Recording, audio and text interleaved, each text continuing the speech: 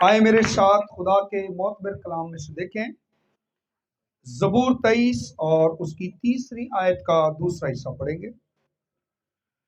खुदा के कलाम में लिखा है, वो मुझे अपने नाम की खातिर सदाकत की राहों पर ले चलता है। खुदावंद के जिंदगी बख्श कलाम के पढ़े और सुने जाने पर जिंदा खुदा की बरकत हो। आमीन। तशरीफ रखिएगा। वो मुझे अपने नाम की खातिर सदाकत की राहों पर ले चलता है।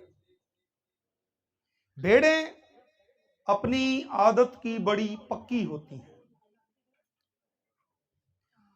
और ये जिस तरफ चाहती हैं चलती जाती हैं, फिर चलती ही जाती हैं, उसी रास्ते पर ये रहती हैं। और इनकी ये बड़ी आदत होती है कि ये एक जगह पर अगर चरती रहती हैं तो इस कदर ज्यादा वहां पर ये चरती हैं कि जो घास है उसकी जड़ों को भी जमीन से निकाल देती हैं, जिससे नुकसान ये होता है कि वो जमीन बंजर हो जाती है। हमें इस बात को जानना है भेड़ की आदत के बारे में। भेड़ की जो आदतें हैं ये इंसान की आदतों से बहुत मिलती जुलती हैं। इसीलिए खुदा ने बड़े सोच समझ कर ये अल्फाज कहे हैं कि ये मेरी भेड़ें हैं। हमें जो खुदा ने अपनी भेड़ें कहा है ऐसे ही नहीं कह दिया, खुदा ने बड़ा सोच समझ कर ये लफ्ज इस्तेमाल किया, हमें भेड़ें कहा है, क्योंकि भेड़ों की आदतें और इंसान की आदतें बहुत मिलती जुलती हैं। भेड़ें अक्सर एक ही जगह चरती रहती हैं और इस कदर ज्यादा वो चारा खा लेती हैं, या इस कदर ज्यादा वो जमीन से उस घास को खाती हैं कि घास की जड़ें भी वो उखाड़ देती हैं और जमीन बंजर हो जाती है। अगर आप इस चीज का मुशाहिदा करना चाहें तो आपको पता चलेगा कि बहुत से ममालिक जिसमें अमेरिका, यूनान, मेसोपोटामिया और ऑस्ट्रेलिया और ऐसे काफी स्पेन, ऐसे काफी मुल्क हैं जिनमें ऐसे इलाके थे जहां पर भेड़ों ने बहुत ज्यादा एक ही जगह पर चरने के बायस जमीनों को बंजर कर दिया। इसमें चरवाहों की लापरवाही और बद इंतजामी भी शामिल है, जिसकी वजह से भेड़ें जो हैं वो एक ही जगह चरती रहीं और नुकसान ये हुआ कि जमीन बंजर हो गई और चरवाहे का भी नुकसान हुआ और जमीन भी जो थी उसका भी नुकसान हुआ। आज भी बेशुमार भेड़ें हैं और दुनिया में अगर ये जो मैंने अभी आपको बताया, अगर आप इसका मुशाहिदा करें तो आपको पता चलेगा कि भेड़ें किस कदर तबाही और बर्बादी का सबब बनती हैं।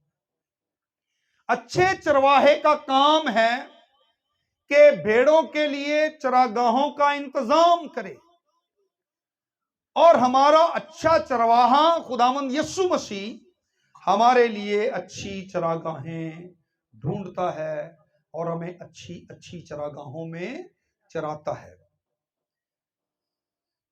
ये चरवाहा ही है जो भेड़ों के लिए उनकी चरागाहों की मंसूबाबंदी करता है और भेड़ों को एक जगह से दूसरी जगह पर चराना ये बहुत जरूरी होता है। अगर वो एक ही जगह पर चरती रहती हैं तो आप जानते हैं कि जमीन का वो नुकसान करती हैं। एक खुदा का खादम जो कभी चरवाहा भी था, वो बयान करते हैं कि उसने सबसे पहले जब एक फार्म हाउस खरीदा तो वो फार्म हाउस एक ऐसे मालिक का था जिसने अपनी गैर हाजिरी में वो फार्म जो था वो एक मज़ारे को दिया और उस मज़ारे ने वहां पर लातादाद भेड़ें रखी और उन भेड़ों की सही से उसने निगहदाश्त नहीं की, उनका बंदोबस्त नहीं किया, तो उन भेड़ों ने वहां पर चर चर कर एक ही जगह पर उस सारे फार्म का सत्यानाश कर दिया, उस जमीन का नुकसान किया। और कहता जब मैंने खरीदा तो वहां पर जमीन इस कदर बंजर हो चुकी थी कि घास का उगना मुश्किल था, और जो उगती थी वो नाकस घास होती थी, उसके अंदर इतनी सेहत नहीं थी। सो भेड़ें जब एक ही जगह पर चरती रहती हैं तो फिर वो जमीन का नुकसान करती हैं। भेड़ों के लिए एक बात बड़ी मशहूर है। कई लोग कहते हैं कि भेड़ जो है ना वो हर जगह गुजारा कर लेती है। सो मैं आपको बताना चाहता हूं, भेड़ हर जगह गुजारा नहीं कर सकती। जितने भी पालतू जानवर हैं उन सब में भेड़ ऐसा जानवर है जिसको पालना सबसे मुश्किल है। भेड़ें जब एक ही जगह चरती रहती हैं, खाती रहती हैं, तो फिर जब वो वहां से जमीन को उखाड़ देती हैं, घास को जड़ों समेत उखाड़ देती हैं, तो ऐसी जगह बन जाती हैं जहां पर कीड़े पैदा होते हैं। और जब वो कीड़े मकोड़े वहां पर पैदा होते हैं तो वो भेड़ों को तंग करते हैं। भेड़ों के लिए अच्छी जगह नहीं वो बनती, गंदी और गलीज जगह बनती है, और इससे भेड़ों को बीमारियां लगती हैं, और भेड़ों को खारिश की बीमारी जो है वो लग जाती है। इसलिए इस बात को अगर कोई कहे कि भेड़ें गुजारा कर लेती हैं, ये गलत है। भेड़ें गुजारा नहीं करती। और यही इंसान की जिंदगी का हाल है। हम भी गुजारा नहीं करते। जब यूहन्ना बपतिस्मा दे रहा था तो रोमी सिपाही यूहन्ना के पास भी आए थे, तो उसने कहा था, ऐ सांप के बच्चों, तुम्हें किसने जता दिया कि आने वाले गजब से भागो? जो कुछ तुम्हारे पास है उस पर कनात करो, उसी पर गुजारा करो जो आपकी सैलरी है। बाज़ दफा जो कुछ हमारे पास होता है हम उस पर कनात करने वाले नहीं होते। हम चाहते हैं और हमारे पास हो, और हमारे पास हो। भेड़े भी एक जगह पर ये नहीं है कि वो उनको जो कुछ मिल जाए वो गुजारा करती हैं, बल्कि भेड़ें जो हैं वो चारा तलाश करती हैं, वो चारा ढूंढती हैं। लेकिन चरवाहे के लिए जरूरी है कि वो भेड़ों को एक जगह से दूसरी जगह मूव करे, ताकि वो और जगह पर जाकर चरें और उस जमीन को जो है थोड़ा टाइम मिले, और उसके ऊपर उगने वाली घास जो है वो ताकतवर हो, उस खुराक से उनको ताकत मिल सके। एक और ये बात है, जब चरवाहा भेड़ों को एक नई जगह पर लेकर जाता है, तो जब वो दरवाजा खोलता है उस जगह का और भेड़ें उसमें दाखिल होकर चारा खाती हैं, तो उस वक्त भेड़ें बहुत खुश होती हैं। यहां तक कि जो बूढ़ी भेड़ें होती हैं वो भी खुशी से भर जाती हैं, और नए चारे के लिए जल्दी जल्दी से वो आगे बढ़ती हैं, और खुशी के साथ वो उस जगह पर जाकर चारा खाती हैं। हमें इस बात को याद रखना है कि हमारा खुदावन जो हमें अपनी भेड़ें कह रहा है, उसने इसीलिए हमें अपनी भेड़ें कहा है क्योंकि इंसान का भी जो तौर तरीका है वो भेड़ों की जिंदगी से या उनके तौर तरीके से बहुत मिलता जुलता है, बहुत ज्यादा रिजेंबलेंस है, बहुत ज्यादा मुशाबत है। हमारा रवैया और जिंदगी और तौर तरीका भी भेड़ों से बहुत मिलता जुलता है। इसलिए अक्सर लोग अकड़बाज होते हैं और जिद्दी होते हैं, और भेड़ों के अंदर भी ये क्वालिटी है। और बाज दफा लोग अपने ख्यालात के साथ अपनी मर्जी से अपनी जिंदगी गुजारना चाहते हैं। लेकिन सुने खुदावंद का कलाम क्या कहता है। ईसाया 53 बाब उसकी 6 आयत को जरा पढ़िएगा। हम सब भेड़ों की मानें भटक गए, हम में से हर एक अपनी राह को फिरा, पर खुदावंद ने हम सब की बद किरदारी उस पर, हम में से हर एक अपनी राह पर फिरा। भेड़ों को अगर उनकी मर्जी पर छोड़ दिया जाए तो भेड़ें बर्बाद हो जाती हैं। भेड़ें उस जमीन का सत्यानाश कर देती हैं, उस जगह को चर चर के बर्बाद कर देती हैं। और ऐसा ही कई इलाकों में हुआ जहां पर चरवाहों ने भेड़ों को उनकी मर्जी पर छोड़ दिया। भेड़ को उसकी मर्जी पर छोड़ देना यह खतरनाक है। बाज दफा चरवाहे ऐसा करते हैं, वो भेड़ों को उनकी मर्जी पर छोड़ देते हैं, फिर भेड़ें अपनी मर्जी से जो चाहे खाती हैं, जहां चाहे फिरती हैं, जिन चरागाहों में चाहे चली जाती हैं, और ऐसा करने से वो भेड़ें जो है वो नुकसान उठाती हैं और नुकसान करती हैं। लिखा हर एक ने अपनी राह जो है वो इख्तियार कर ली, हर शख्स अपनी राह पर चला गया। आज भी हर शख्स अपनी मर्जी के मुताबिक काम करना चाहता है। हर शख्स चाहता है मेरी मर्जी चले, जो मैं चाहता हूं वो हो, जैसा मैं चाहता हूं वैसा हो, और जो वो अपनी नजर में दुरुस्त और ठीक समझता है वो करता है। कई लोग तंबीह पाते रहते हैं, उसके बावजूद वो अपनी मर्जी करते हैं, वो तंबीह की कोई परवाह नहीं करते। देखिए मिसाल 14-12 और 16-25 लिखे, ऐसी राहें हैं जो इंसान को सीधी मालूम होती हैं, लेकिन उसकी इंतहा में मौत की राहें हैं। जो भेड़ें एक ही जगह पर चरती रहती हैं, चरती रहती हैं, चरती रहती हैं, सारी उस जमीन और जगह का सत्यानाश और बर्बाद कर देती हैं, वो भेड़ें दुबली पतली और कमजोर होती हैं। कई चरवाहे हैं, खास तौर पर सफरी चरवाहे, वो बाज दफा अपनी भेड़ों को पहाड़ों पर ले जाते हैं। वो अपनी भेड़ों के लिए अच्छी चरागाहों को तलाश करते हैं। हर रोज वो उस चरागाह से आगे जाने की कोशिश करते हैं। वो रोजाना प्लान करते हैं, मंसूबाबंदी करते हैं, और वो एक कैंप लगाते हैं, और दिन में अपनी भेड़ों को किसी चरागाह में लेकर जाते हैं, और शाम को जब सूरज ढलता है कैंप में वापस आते हैं, और अगले दिन अपनी भेड़ों को उससे अगली चरागाह में लेकर जाते हैं। और इस तरह भेड़ें सेहतमंद और तंदुरुस्त रहती हैं, तवाना रहती हैं, कमजोर नहीं होती। चरवाहा प्लानिंग करता है, उनकी खुराक के लिए, उनकी चरागाहों के लिए मंसूबा बंदी करता है, ताकि भेड़ें अच्छी जगह पर चर सकें। मेरा और आपका खुदामंद, उसने हमारे लिए अच्छी चरागाहों का इंतखाब किया है। उसने हमारे लिए हर रोज ताजा रोटी का, अच्छी चरागाहों का, हरी भरी चरागाहों का इंतखाब किया है, जहां पर होली स्पिरिट हमें लेकर जाता है, रूहुल कुद्स हमारी रहनुमाई करता है। और ये बड़े तजर्बे के साथ दाऊद ने कहा कि वो अपने नाम की खातिर मुझे सदाकत की राहों में ले चलता है। सदाकत की राहों पर खुदा का कलाम सदाकत से भरा हुआ है, खुदा का कलाम सच्चाई पर मबनी है, खुदा के कलाम में सच्चाई पाई जाती है। और यीशु ने कहा तुम सच्चाई से वाकिफ होगे और सच्चाई तुम्हें आजाद करेगी, सच्चाई आपको सेहतमंद करेगी, सच्चाई आपको तंदुरुस्त करेगी। वगरना आप दुनिया में देख लें, आज लोगों के घरों के अंदर टूटे हुए दिल है, टूटे हुए दिलों के साथ लोग जिंदगी गुजार रहे हैं। घरों के अंदर खराबियां पड़ी हुई हैं, घरों के अंदर गुनाह जो है वो मौजूद है, और जिंदगियां खालिस नहीं हैं, लोगों के अंदर शादमानी नहीं है, बेबरकती है, हर किस्म की मुश्किलात का लोगों को सामना है। लोग समझते हैं कि हम जिस रास्ते पर जा रहे हैं ये रास्ता बहुत अच्छा है।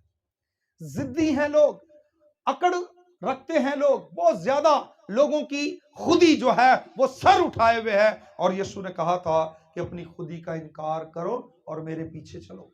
अगर मेरे पीछे आना चाहते हो तो अपनी खुदी को छोड़ दीजिए, यीशु ने ये कहा है। लेकिन हम अपनी अकड़ को भी अंदर से जाने नहीं देते हैं, और जिद भी हम इस कदर करते हैं, और भेड़ भी इसी तरह की तबीयत रखती है।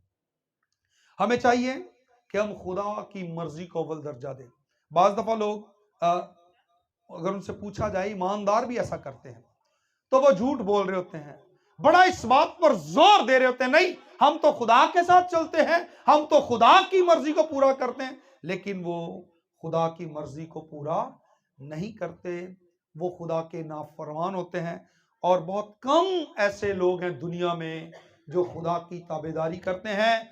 ज्यादातर लोग दिखावा करते हैं, कहते कुछ और हैं, करते कुछ और हैं। हमें खालिस्तन खुदा के लोग बनना है और उसकी मर्जी को पूरा करना है। हम देखते हैं कि जिस तरह ये लिखा है कि ऐसी राहें हैं जो इंसान को सीधी मालूम होती हैं, लेकिन उसकी इंतहा में मौत की राहें। इसके बरक्स देखें यीशु हमसे क्या कहता है। यूहन्ना 14:6 में लिखा है, राह और हक और जिंदगी मैं हूं। यीशु है वो सही रास्ता, यीशु है वो दुरुस्त शाहरा जिस पर हम चलकर अच्छी अच्छी चरागाहों तक पहुंच सकते हैं और सेहतमंद रह सकते हैं।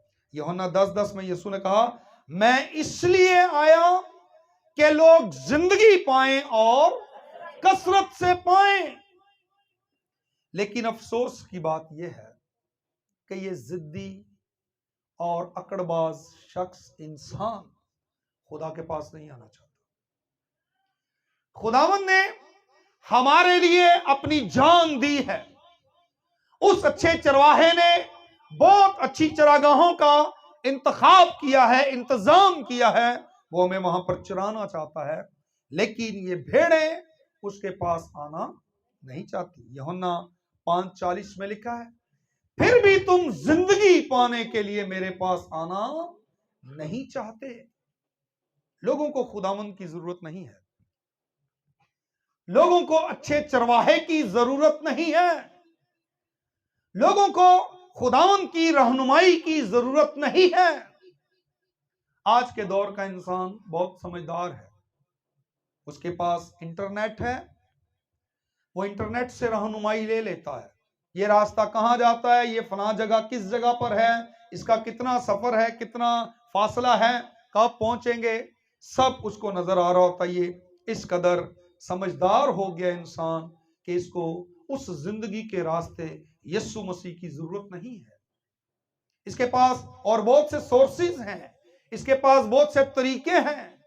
ये इंसान बहुत समझदार हो गया है। लेकिन मैं आपको बताना चाहता हूं कि हमें भेड़ चाल नहीं चलनी है। भेड़ें एक ही तरफ सर फेंक कर चलती जाती हैं। वो नालियां सी बना देती हैं, वहां पर ऐसी वो जगह बना देती हैं जो जिससे जमीन बंजर हो जाती है, वीरान हो जाती है, तबाह हो जाती है। अगर आप एक ही डगर पर चलते रहेंगे, एक ही लाइन में चलते रहेंगे, एक ही जगह पर चलते रहेंगे, तो वो जगह बर्बाद हो जाएगी। हमें अगर अच्छी चरागाहों में जाना है तो फिर यीशु को फॉलो करना है, फिर यीशु के पीछे जाना है।